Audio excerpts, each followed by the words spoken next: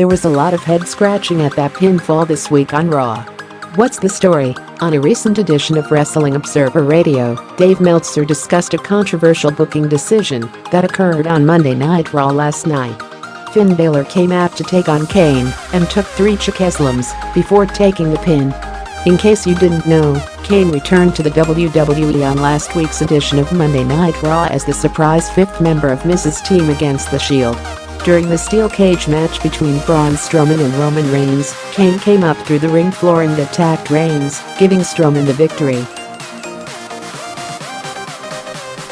The heart of the matter, just one night after the Demon Finn Balor defeated AJ Styles at WWE Tables, Ladders, and Chairs, he lost to Kane, who hadn't wrestled a singles match in over a year. Ryan Satin at Pro Wrestling Sheet reacted in a way that echoed many of those on social media after what happened. Meltzer checked with his backstage sources, who typically won't defend Vince McMahon's decisions, and they were at a loss to explain Balor's loss to Kane. Those sources mentioned that there is a backstage locker room full of talent that questioned why the WWE would book Balor in this way. Satin would hypothesize with another tweet afterwards, "It is very likely the WWE is heading towards a Braun Strowman vs Kane match, and that is why they booked Balor to lose to Kane.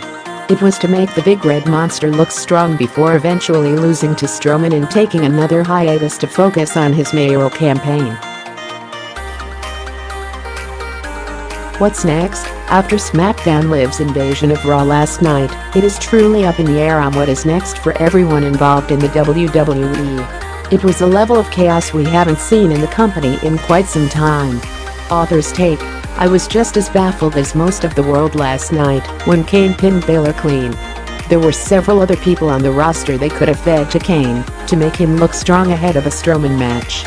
With Balor rumored to face Brock Lesnar sometime between Survivor Series and WrestleMania, the momentum he had after defeating AJ Styles is gone and definitely weakens the excitement if he does face Lesnar for the WWE Universal Championship. I instantly thought the same thing of Satin, where Balor is very mortal and the Demon Balor wins the big matches. I really don't agree with that sentiment for the simple fact that if he only wins as the Demon, it makes any build-up with Finn out of his makeup meaningless.